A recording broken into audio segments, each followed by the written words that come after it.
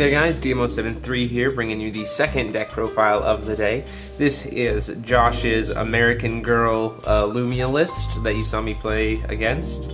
It is pretty cool. It uses Lumia pretty heavily, along with Alice and Blazer, to create kind of like an infinite kind of loop that's pretty cool to see. So let's jump right in. Lumia has the J activate to pay a light if you control a Almerius. Otherwise, you have to pay 2 light and 1 of anything, and then you can also tap her to give yourself 300 life. And then she flips over and becomes Lumia, the creator of hope. Once per turn, you can play a card from your removed from game zone. Now, she has been errated, so it doesn't anymore say as though it was in your hand. So enter effects don't trigger, so keep that in mind. But it does allow you to recycle things like Alice, like your spells, like your creatures, during your opponent's turn. And if Blazer's on the board, which this deck utilizes, you can kind of almost have that infinite loop, like I said. She's a 1000/1000, say if you're a human.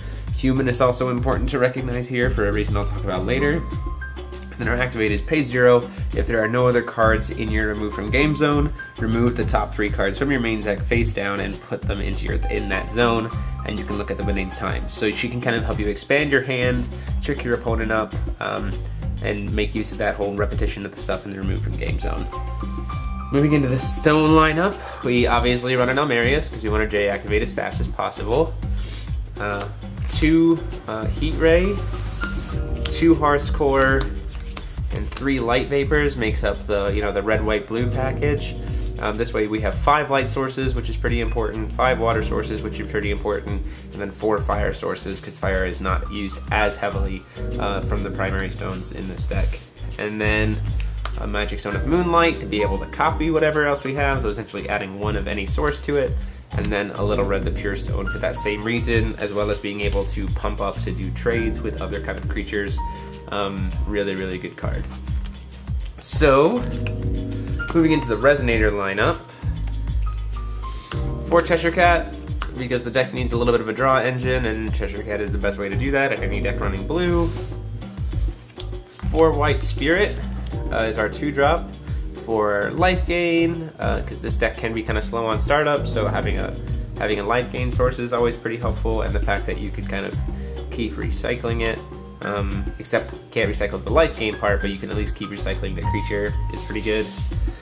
And then 4 Gherta, as well as 4 Kai. I think his primary reason for using this was to make use of Kai quickly, to be able to make him a 1200/1200 using Gherta, or to play him from the remove from game zone to make it so that he doesn't get those counters and he can just be a 1200/1200 right out of the gate. That being said, Josh told me that if he was to make any changes, he would remove this entire set of 8 cards. He just said that it just didn't click easy enough to make it really work. I think he would probably fill in, if I was making some changes, I'd probably fill in my 1-drops and 2-drops a little bit fuller. A lot of the times I felt like playing against it that he just didn't have enough early board presence to kind of keep up, even though he had that recycling of all the spells. So I would kind of probably replace this with more like 1 to 2 drops that could make some damage happen, or even just to be able to defend myself. So that's an idea there. Things like Holy Warrior of Hope, or stuff like that. Then 3 Joan of Arc, the Awakening Purity. We don't have any fantasy creatures in the deck, so she's not going to get that. Her Awakening ability is pretty much pointless.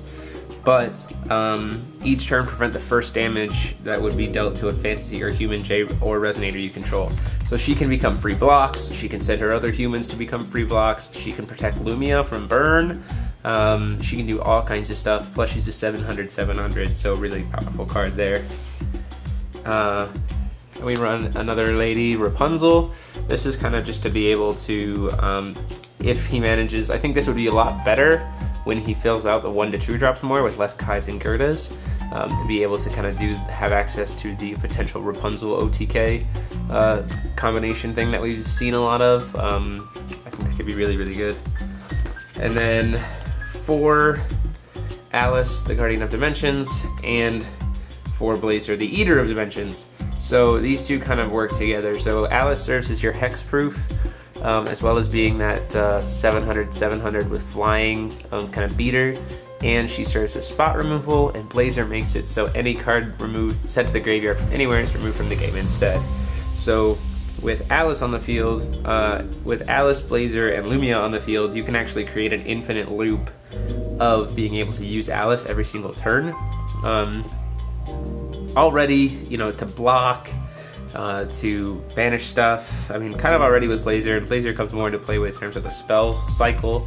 But with Lumia and Alice, you can play an Alice every single turn and still be able to do that spot removal of pay a light, tap Alice, remove herself and target Resonator from the game, and kind of just immediately bring her back the following turn using Lumia. So really good. So that's it for the Resonators. So moving into the spell package, we run four Thunder. As spot removal, as burn for the low drops. So as I said, this deck has kind of a struggle with low drops, doesn't really worry about huge drops as much, so having the access to the 4 Thunders is the whole point there. And then Josh designed the rest of the spell package to be utilized during that time when you have Blazer and Lumia on the field. So essentially what can happen is you can use Lumia's effect to play a spell from your remove from game. It would tie to go to the graveyard. Blazer says nope, put it back in the remove from game, which means that Lumia can technically have unlimited access to all of these spells. Even though she can only cast 1 per turn, she still has unlimited access to all of these spells. So the spell lineup is 1 Crime Punishment, 1 Duel of Truth, 1 Rapid Decay, Accede the Light, Breath of God, Shooting Star, Dreams of Wonderland, and Dreams of Juliet. So one of each of these get run on the main deck, with the whole idea of trying to get them to the remove from game zone so that you can have kind of a really, really broad spell lineup, almost always accessed at your fingertips. So pretty unique concept. I really liked playing against it a lot. I do think the 1 drops and 2 drops need to be fleshed out a little bit more, but we're making room for that with getting rid of Kai's and Gherta's.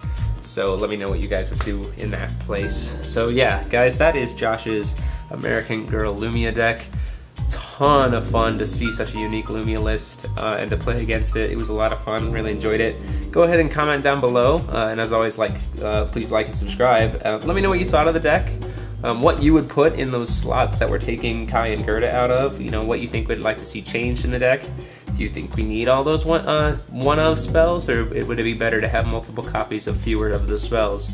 Yeah, so go ahead and just let me know, and until next time, guys, this is DMO73 signing off.